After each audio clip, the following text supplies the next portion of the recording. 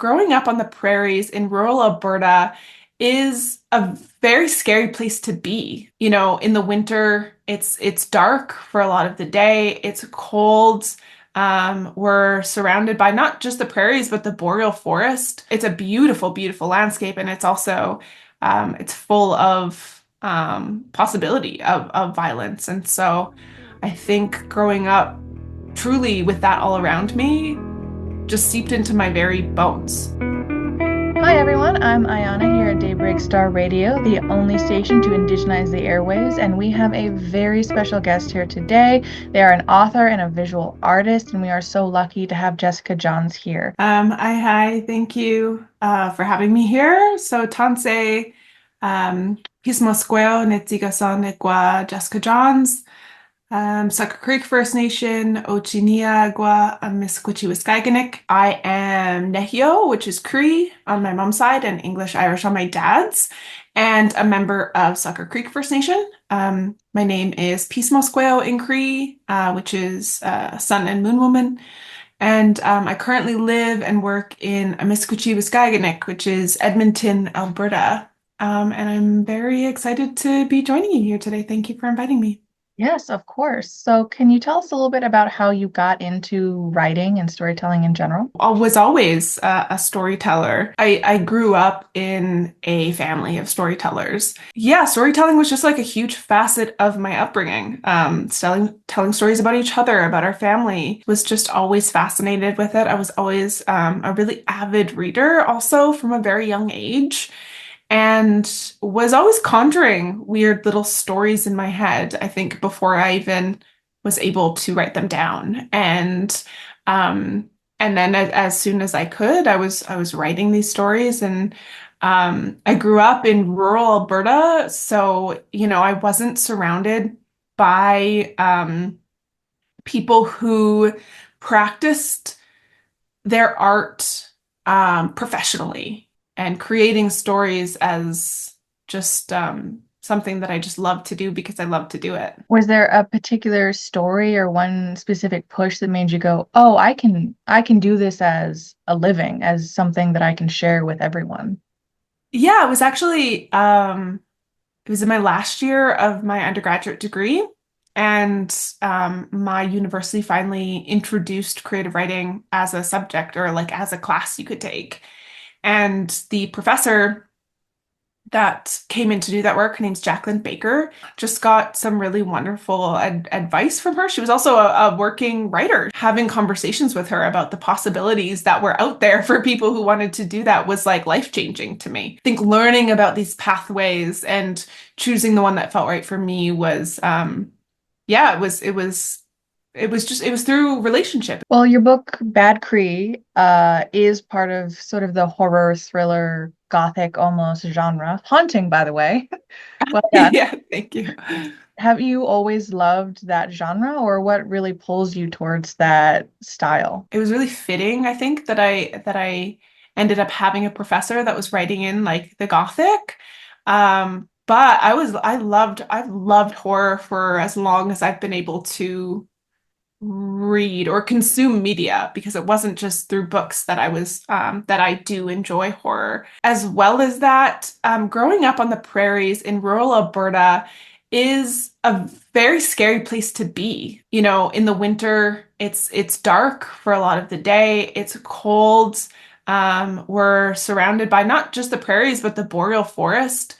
Um, and we have lots of scary stories around really to scare kids, into not like going into the woods alone and things like that. Like truly it's a beautiful, beautiful landscape, and it's also it's full of possibility of violence. Truly with that all around me just seeped into my very bones. Did you always know that you wanted to incorporate your culture into your books, and did you ever receive any pushback for that? My purpose, my intention was to write a novel that really centered the validity of dreaming for Nahiawak, for Cree people. Dreaming and dream work is a central connection to our creation story. We're people who come from the stars, we're star people. And So that's where our creation story lives. Like our long story, like how we are here, that's where that story is.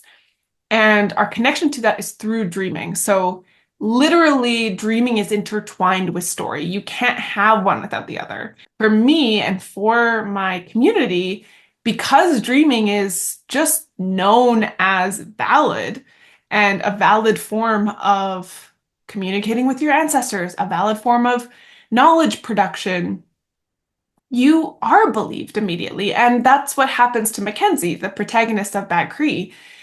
These things start happening to her in her dreams, and she tells her aunt about it, and she tells her, everyone who she tells about it in her family believe her immediately because there's no question about the validity of that knowledge coming from dreaming. And so that was my intention going into writing Bad Cree. Well, what do you hope audiences in general take away from your writing? I think what I love about literature, or what I love about storytelling rather, where I leave my own world for a while. Even one person, if that happens to one person with Bad Cree, reading Bad Cree, I feel very accomplished in that. I also know that you're working on another book, which I'm very excited about. Can you tell us anything about it at this point? And is going to sort of center what climate horror looks like for Indigenous people because we've been experiencing climate horror for a really long time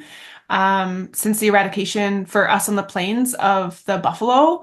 Um, this is one way that the nation state has separated us from our traditional knowledges and our traditional teachings is separating us from our relationships with land and animals, and also a queer relationship, this a love story, and this sort of overall question of like how to love at the end of the world. Do you have other ways that you kind of get over writer's block when it hits you? If I'm feeling a kind of block with one project, I will typically just switch to another. So I'm still writing, and still keeping up that routine, but I'm working on different projects. And in addition to that, I also think that um, a big way through writer's block is to be in the world. I would have nothing to write about if I was not in the world, right? That's what my writing, what I want my writing to reflect is the world, and so I do have to continue to be a part of it. And so, um, making sure that I have balance in my life in terms of spending time with my family and friends and my partner, that will usually give me the boost that I need. Do you have any advice to give Indigenous youth who might want to become artists, storytellers, or writers? There's going to be so many reasons, or like people will give you a lot of reasons, whether they're direct or indirect, reasons to not do something, to not pursue some sort of art. Um, and you just do it anyway. Find your people, find the people who are visioning the same way as you, who are also doing art or want to be a part of an artistic community. Because I think having people around you who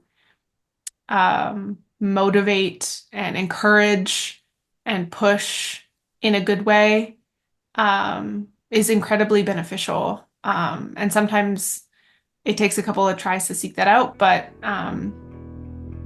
yeah, just do it anyway. Do it regardless of what anyone says. I remember getting a DM from someone. She was from the Southwest. She wrote, "Man, you Northern Indians give too much away." Where I chose to pull the curtain over that window was different than the place that she would pull the curtain. That's a reason why representation in literature for children and teens is so important, because we do